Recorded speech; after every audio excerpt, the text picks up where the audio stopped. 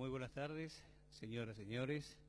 Bienvenidos una vez más aquí al Salón de las Provincias del Honorable Senado de la Nación, donde en esta ocasión hemos sido convocados por la Asociación del Personal Superior del Congreso de la Nación y la Prosecretaría de Coordinación Operativa del Honorable Senado de la Nación a la presentación del Instituto Internacional de Derechos Humanos en América.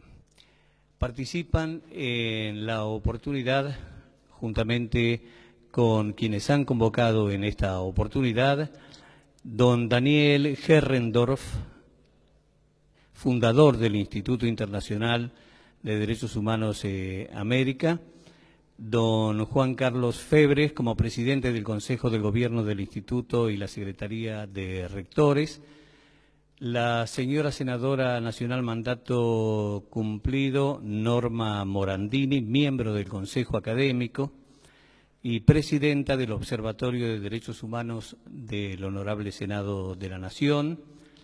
También vamos a tener en las ponencias al doctor Gustavo Horno, juez de la Cámara Federal de Casación Penal de la Argentina y presidente del Consejo de Garantías Constitucionales del Instituto, como así también Su Excelencia el doctor José Luis Pérez Sánchez Cerro, embajador del Perú en la Argentina, que ha sido designado presidente del Consejo Asesor para las Relaciones Internacionales del Instituto Internacional de Derechos Humanos de América. Vamos a ampliar un poquitito más su síntesis curricular cuando corresponda en el orden de oradores. Y, por supuesto, también está acompañándonos en el estrado el señor secretario general de APES, licenciado Ricardo Alberto Perreta, y allí también el señor prosecretario de Coordinación Operativa del Honorable Congreso de la Nación, don Ángel Torres. Agradecemos también la presencia y participación de las distintas autoridades del orden nacional, como así también las autoridades de ambas cámaras legislativas, muy especialmente la del Honorable Senado de la Nación, y a todos los titulares y representantes de las distintas instituciones relacionadas con el quehacer cultural de nuestro país y del exterior.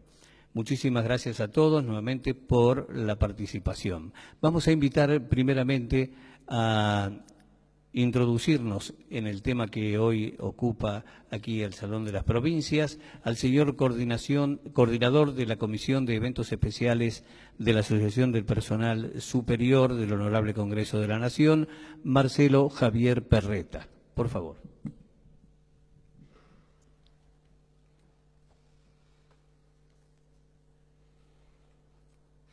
Buenas tardes a todos los presentes, autoridades nacionales, internacionales, invitados especiales, señoras y señores. Hablar de derechos humanos es hablar de la responsabilidad que tenemos como integrantes de este mundo. La Declaración Universal de Derechos Humanos, en su artículo 1, dice que todos los seres humanos nacen libres e iguales en dignidad y derechos y, dotados como están de razón y conciencia, deben comportarse fraternalmente los unos con los otros. Este punto de partida, que parece tan simple y sin complicaciones, muchas veces queda sofocado por la mezquindad y los intereses viles de unos pocos. La historia nos ha demostrado esto y por ello, día a día debemos defender nuestros derechos, no solo con palabras y escritos, sino con el ejemplo. Hoy nos reúne aquí, en este importante Salón de las Provincias del Honorable Senado de la Nación, un acto al cual hay que prestarle mucha atención: la presentación del Instituto Internacional de Derechos Humanos en América, institución fundamental que con su trabajo constante se ha ido fortaleciendo con los años. Es integrado por prestigiosas personalidades que con sus conocimientos y experiencias le han dado una organización magistral y, sobre todo, han hecho llegar sus voces a los diferentes países de nuestro continente. El Instituto lleva adelante seminarios, congresos y eventos de primer nivel, en convenio con gobiernos, organismos internacionales y universidades públicas y privadas, a través de los consejos que lo conforman y además de establecer sedes correspondientes en todos los países de América. En la mesa de honor contamos con la presencia del fundador y presidente honorario del Instituto Internacional de Derechos Humanos, Capítulo para las Américas, Daniel Herrendorf, el presidente del Consejo de Gobierno del Instituto, Juan Carlos Febres, la senadora mandato cumplido y directora del Observatorio de Derechos Humanos del Honorable Senado de la Nación, Norma Morandini, el excelentísimo señor embajador de la República del Perú en Argentina, José Luis Pérez Sánchez Cerro, y el juez de la Cámara Federal de Casación Penal de la Argentina y presidente del Consejo para las Garantías Judiciales del Instituto, Gustavo Hornos. Nos acompaña también el secretario general de APES, licenciado Ricardo Perreta, quien al finalizar el acto nos brindará unas palabras. Agradecemos la presencia y el apoyo del prosecretario de Coordinación Operativa del Honorable Senado de la Nación, Ángel Torres, y de todos los compañeros del Honorable Senado que han ayudado con la logística y organización del acto, la dirección de eventos, ceremonial, Senado TV, Intendencia, y a todos los compañeros legislativos que nos acompañan en el quehacer cotidiano. Desde la Asociación del Personal Superior del Congreso de la Nación estamos muy contentos de poder realizar este acto tan importante en la Casa de las Leyes. Hemos coordinado y participado en eventos y actividades relacionadas con la libertad de expresión, de conciencia y de prensa, a nivel tanto nacional como internacional. Hace poco justamente estuvimos en el 5º Encuentro Latinoamericano de Derecho y Libertad de Expresión que se realizó en el Senado de la República de México. Creemos que dichas actividades deben ser para todos y lo que se expresa no quede solamente dentro de las paredes del Parlamento, sino que llegue a todos los integrantes de la comunidad. Aportando nuestro grano de arena, podremos construir una playa de ideales y valores para que sea tomado como ejemplo por toda la comunidad. Quienes tienen el deber de decidir y tomar las decisiones cotidianas pueden también justamente prestar atención a todo este tipo de actos que dan el ejemplo que buscamos. Como dijo Mahatma Gandhi, no debes perder fe en la humanidad. La humanidad es un océano. Si algunas gotas son sucias, el océano no se vuelve sucio. Muchas gracias.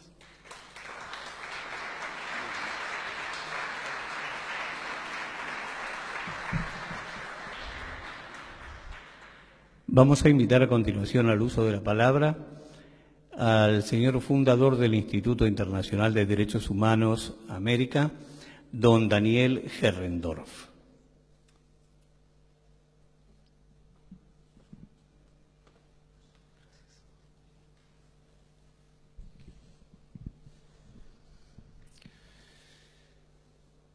Señoras, señores, es sin duda un honor no solo para el Senado, no solo para el Congreso, para la Argentina, que un instituto internacional de derechos humanos con jurisdicción en todo el continente americano tenga su asiento en la ciudad de Buenos Aires, en nuestro país y en la ciudad de Buenos Aires. Nuestro desafío más grande es fijar sedes correspondientes en todos los países de América, tarea en la cual estamos trabajando intensamente, pero asimismo proponer y hacer sancionar en todos los países de la región un código de derechos humanos de la misma forma en que existen códigos penales o códigos civiles o códigos del trabajo.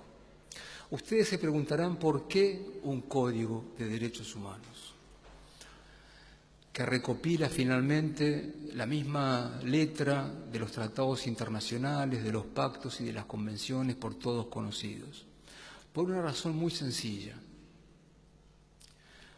Los jueces, y aquí hay un juez que me va a pegar seguramente cuando me escuche, los jueces no aplican los derechos emergentes de los tratados internacionales.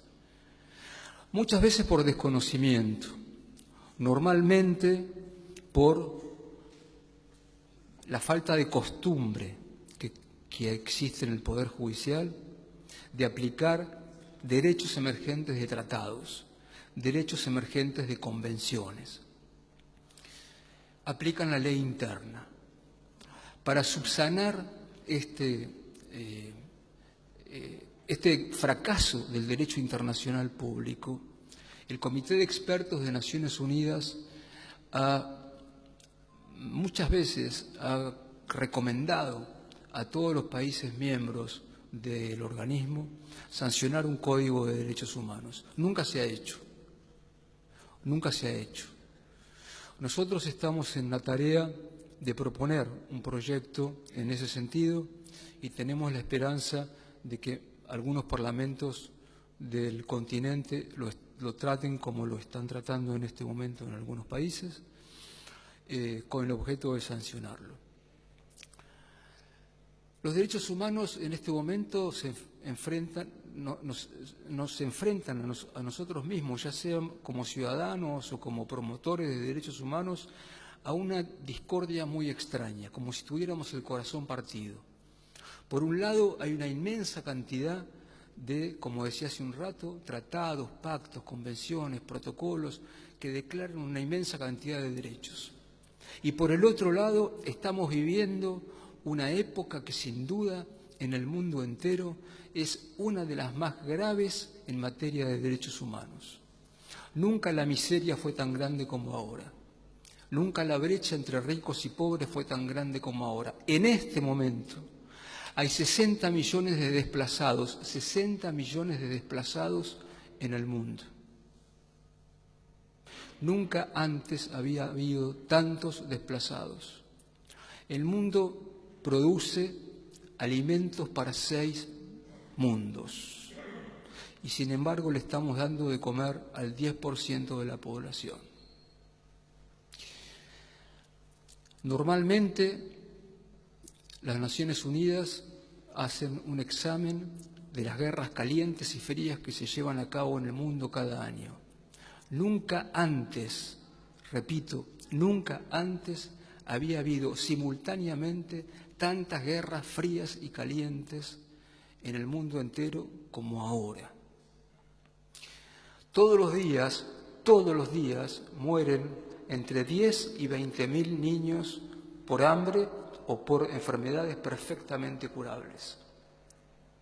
Entonces, señores, créanme si les digo que la gente está harta de tratados, de convenciones, de protocolos, incluso de discursos. La gente está cansada que le digan cuáles son sus derechos si no pueden disfrutar de ellos. Es absurdo, es un escarnio, es una burla seguir diciéndole al mundo entero que tiene derechos que en realidad no puede ejercer. Y tal vez no puede ejercer nunca en el curso de su vida. Por eso no se trata de declarar derechos humanos, sino de ponerlos en marcha. Es hora de dejar de celebrar convenios y poner en marcha los derechos fundamentales y las garantías. Ese es el propósito de nuestro instituto. No seguir predicando, sino poner en marcha todo lo que se ha hecho hasta ahora, que se ha hecho muy bien, pero no se ha puesto en marcha como he venido señalándolo, y los ejemplos que expresé demuestran que de otra manera habremos fracasado. Muchas gracias.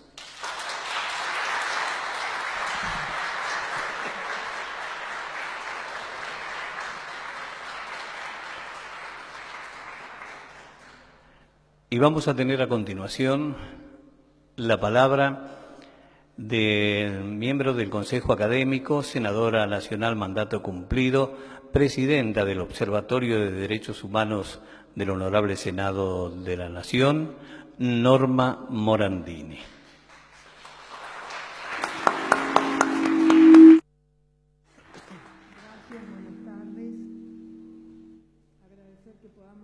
Aquí reflexionando y para continuar con lo que decía Daniel, tal vez el gran impulso que sea esa situación brutal que vive la humanidad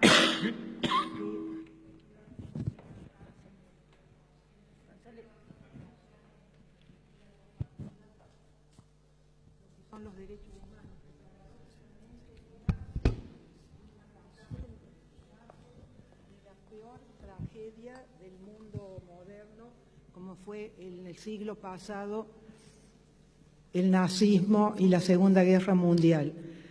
Fue precisamente el horror que dejó el nazismo y el horror que dejó la guerra que llevó a que los hombres sensatos del mundo elaboraran esa bella utopía que es la Declaración Universal de los Derechos del Hombre. Una declaración utópica porque, como se ha señalado aquí, todavía estamos muy lejos de que esté encarnada como cultura compartida.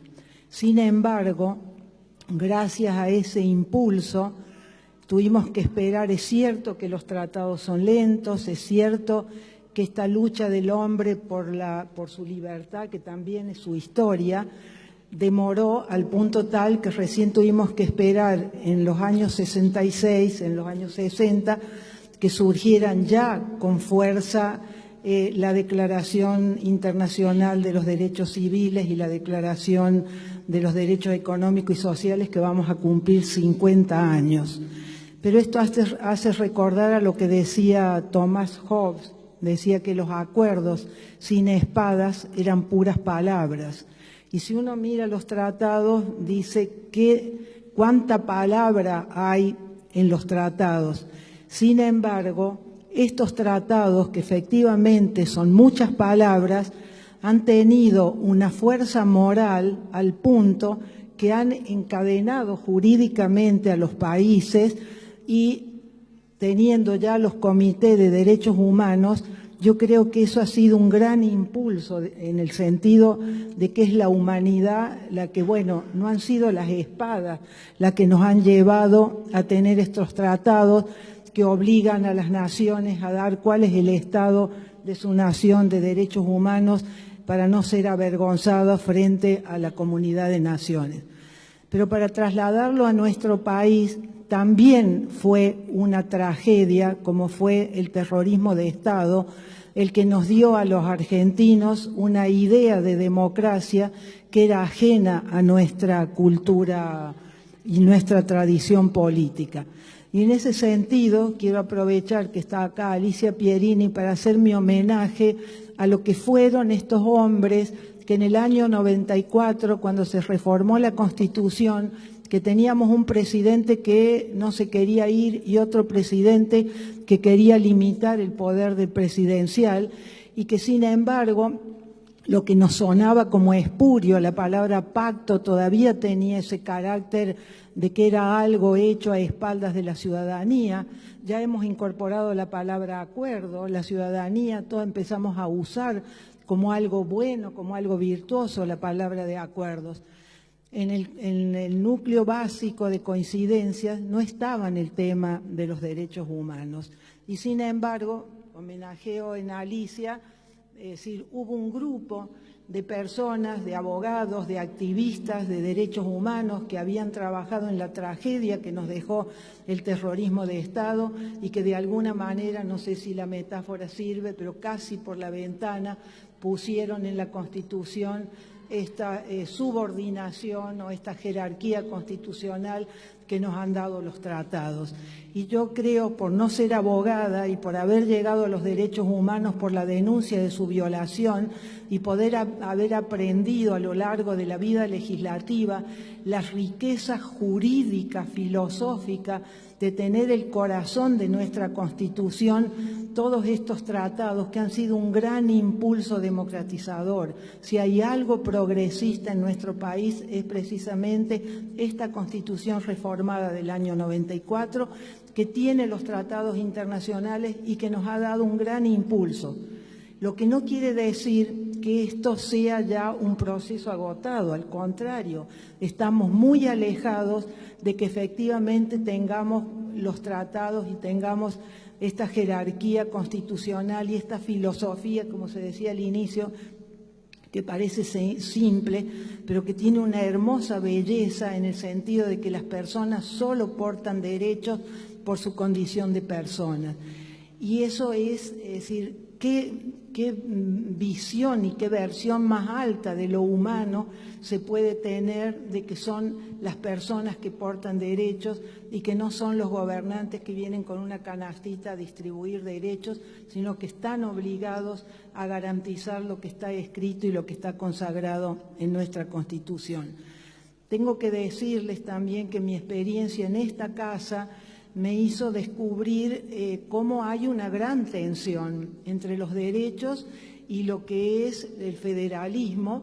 Cada vez que uno ha planteado proyectos de derechos, proyectos de ley para cumplir con lo que nos mandan los tratados y para ir adaptando nuestra legislación nacional a lo que nuestro país se ha comprometido, sin embargo, siempre se contrapone el federalismo. Usted no le puede decir a mi gobernador, usted no le puede decir a mi intendente, con leyes sencillas de entender como puede ser la de calidad acústica.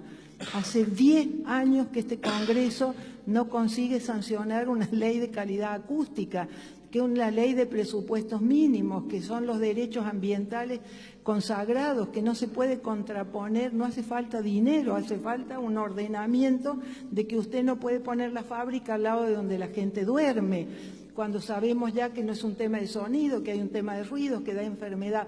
Pongo esto que es fácil de reconocer y que vemos que la tensión cultural, porque todavía no tenemos una cultura de derechos, es decir, aparece como dos situaciones que no tendrían que pelearse entre sí, que al contrario tenemos que trabajar juntos, que esta es la otra gran riqueza que tiene la cultura de derechos humanos, que son circulares, que no hay jerarquía, que si son de primera, segunda o tercera generación es por la llegada en el tiempo que tienen, no es porque un derecho sea superior a otro, sino que nos obliga a trabajar sobre lo que es el límite de cada derecho, que es la responsabilidad.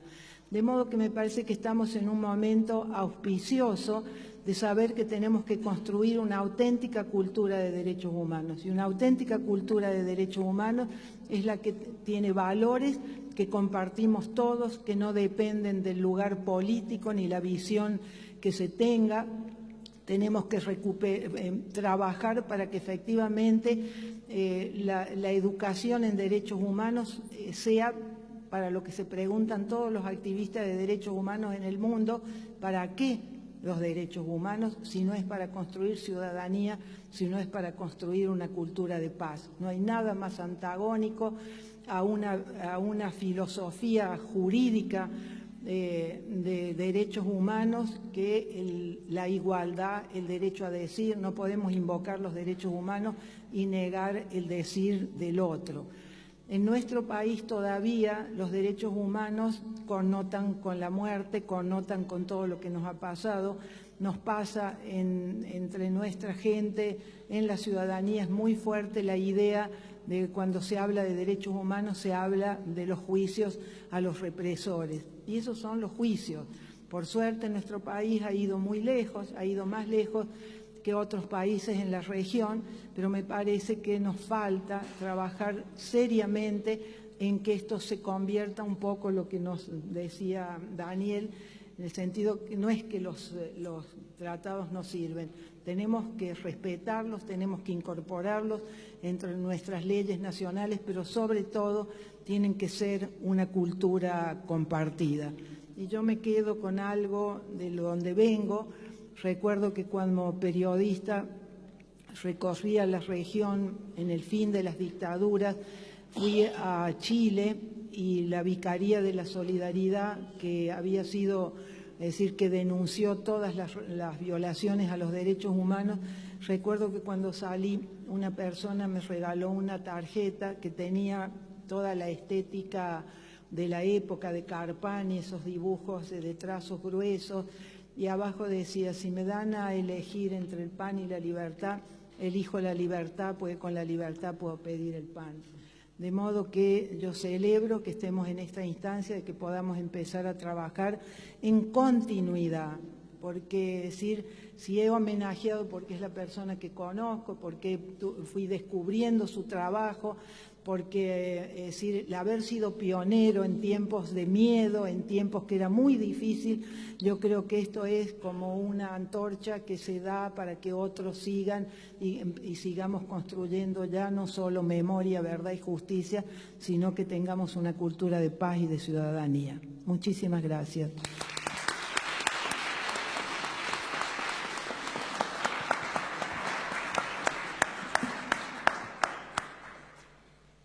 A continuación tendrá lugar la ponencia Los derechos humanos y el problema carcelario, a cargo del miembro del Consejo Académico, doctor Gustavo Hornos, quien es juez de la Cámara Federal de Casación Penal de la Argentina y presidente del Consejo de Garantías Constitucionales del Instituto. Doctor, lo escuchamos.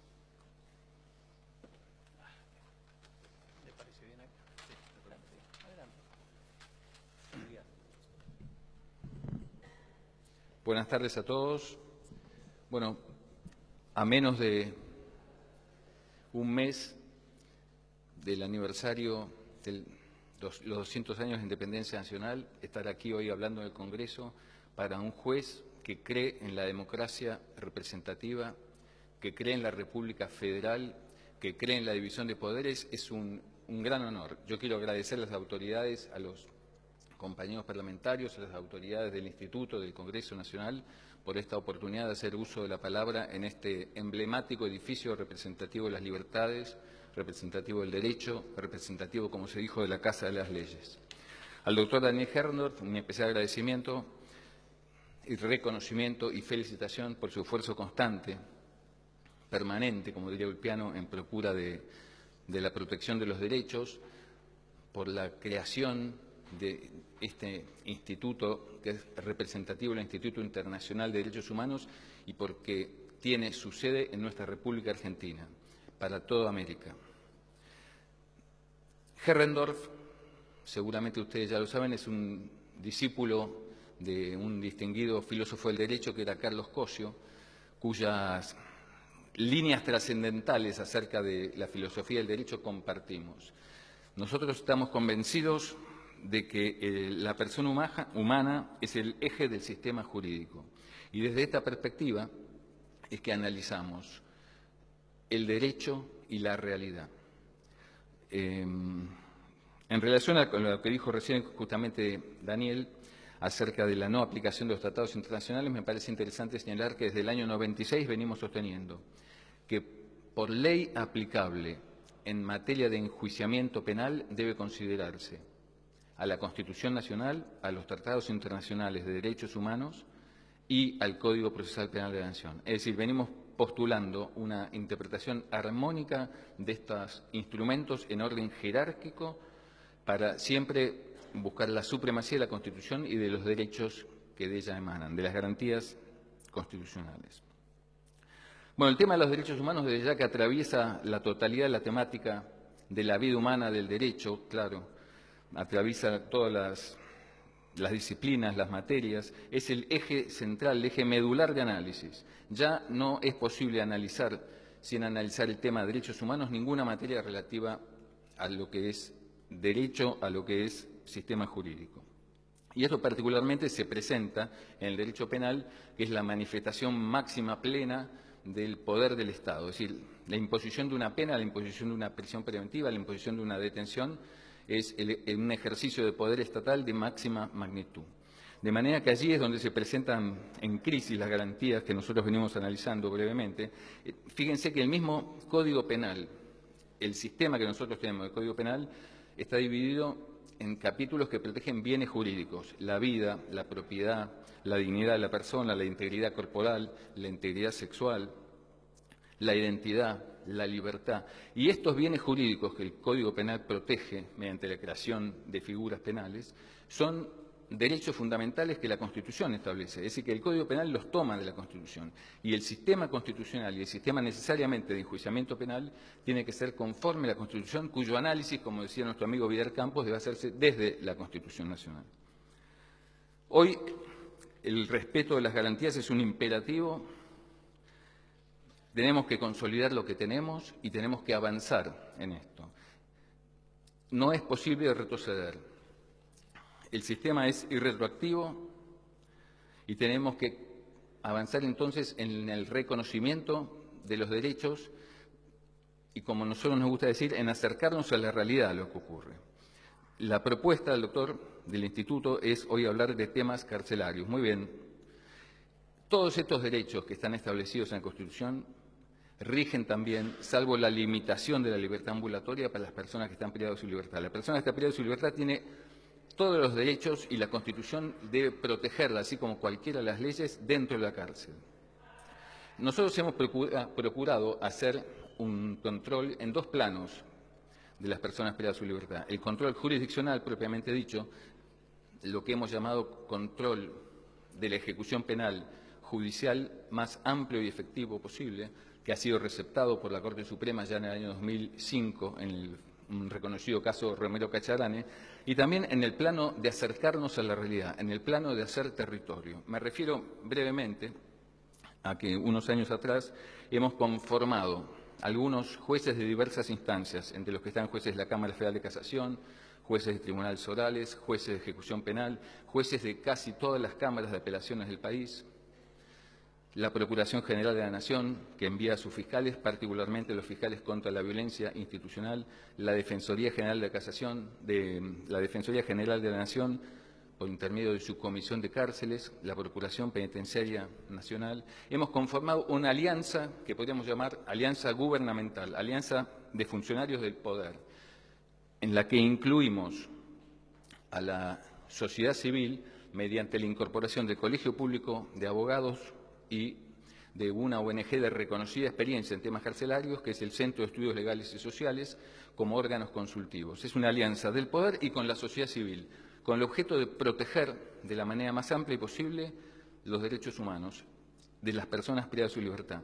Referido ahora no solo, como se ha dicho, a tratados, a leyes, a protocolos, sino a acercarnos a la realidad. Así hemos recorrido la totalidad de las cárceles federales del país, hemos recorrido muchas cárceles provinciales, hemos recorrido lugares de detención en el concepto más amplio, desde comisarías, escuadrones, gendarmería. Hemos recorrido provincias enteras visitando cada uno de esos lugares y hemos encontrado de todo. Nos hemos encontrado una realidad muy difícil, más difícil y peor de lo que pensábamos. Este sistema originalmente se sigue llamando Sistema de Coordinación y Seguimiento de Control Judicial. Cuando lo hicimos, descubrimos que no había mucho que coordinar, porque ya las cámaras se habían dejado de hacer las visitas de cárcel y se hacían visitas de cárceles de escritorio, pero no se hacían visitas de cárcel exhaustivas, no se abrían puertas ni se escuchaban voces silenciadas, no se recorrían. Entonces lo que nosotros queremos es justamente acercarnos a esa realidad para transformarla positivamente. Y en eso estamos y eso venimos realizando en los últimos años. También hacemos recomendaciones de carácter general.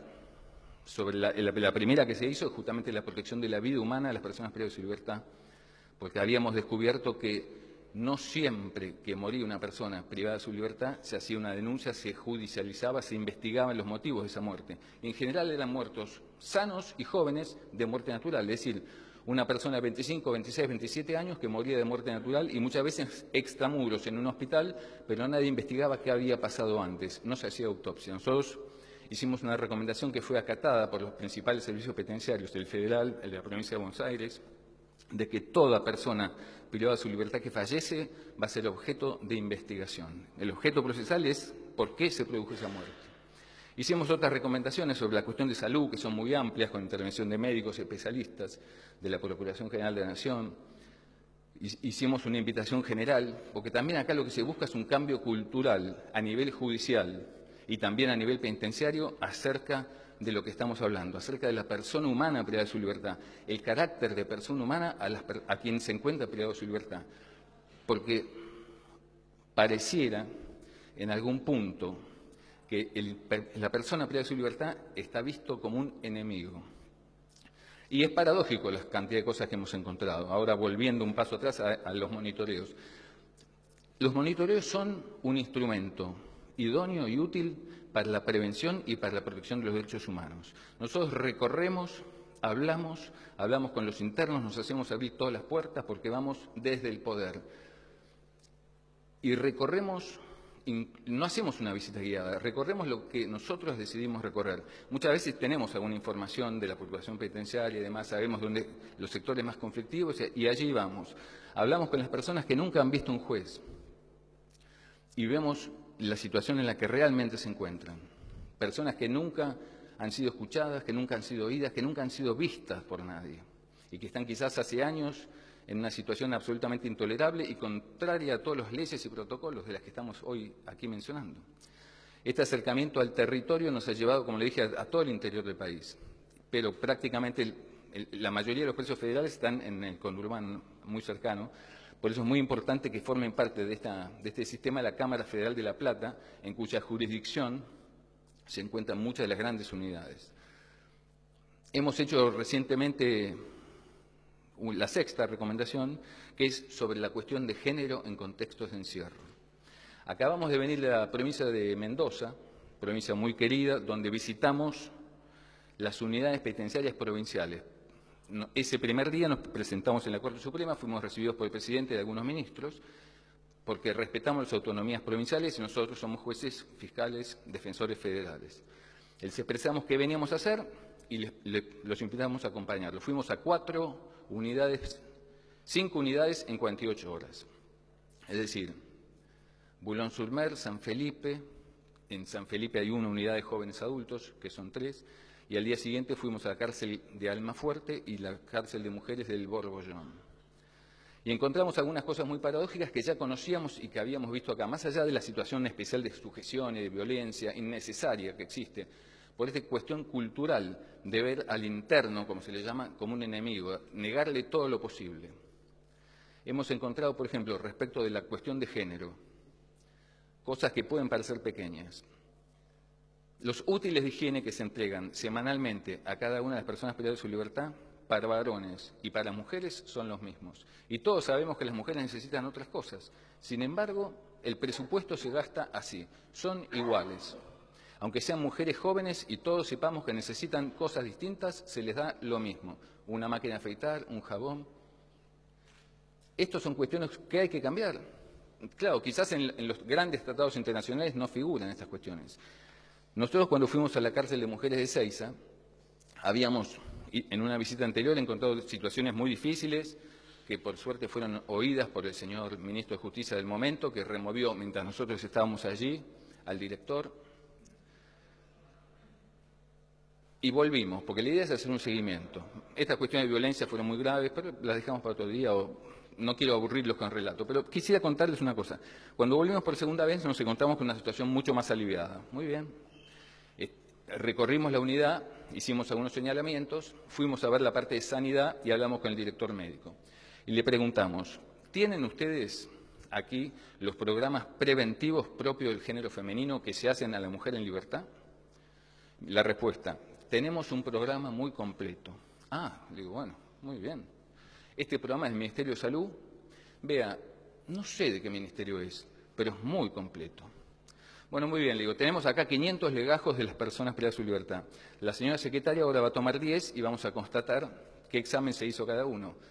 No se moleste, me dice, no se moleste, no se hace. El programa está, pero no se hace. Es decir, está el presupuesto, está el mamógrafo está fuera de servicio. Le digo, ¿ustedes tienen mamógrafo? Sí, pero no anda, no funciona. Nunca se usó. Y ahí están las 500 personas esperando que se les hagan análisis que nunca va a llegar. En la cárcel, paradójicamente, está todo pago. Se tira la comida, se tiran las viandas, pues se ponen ácidas y viejas, no las comen ni los que están adentro ni los que están afuera. Es decir, esto es absolutamente insensato y antidemocrático y va en contra de elementales derechos. La sociedad se queja, porque afuera la sociedad es violenta, afuera de las cárceles hay una gran inseguridad, pero no ganamos nada con tirar el presupuesto y convertir a quienes privamos de su legalmente en seres absolutamente peores. Si privamos de su libertad a un joven y lo tenemos 3 o 4 años por un arrebato, no es necesario que salga hecho una fiera homicida de la cárcel, porque fue violado, porque perdió todos sus derechos, porque perdió contacto con su familia. ¿Qué estamos haciendo? La idea entonces es pacificar el espacio carcelario, es una cuestión de cultura judicial y cultura penitenciaria, y cuando hablo de cultura judicial es porque, con todo respeto, diré hacia mis colegas que hay mucha resistencia en estas visitas de cárceles, no todos están de acuerdo en hacerlas. De lo que se trata aquí es de la humanización del poder. Bueno, yo les agradezco mucho su atención, ha sido un gran gusto, reitero, para mí hablar en este espacio que es emblemático de las libertades y de la República Federal. Gracias.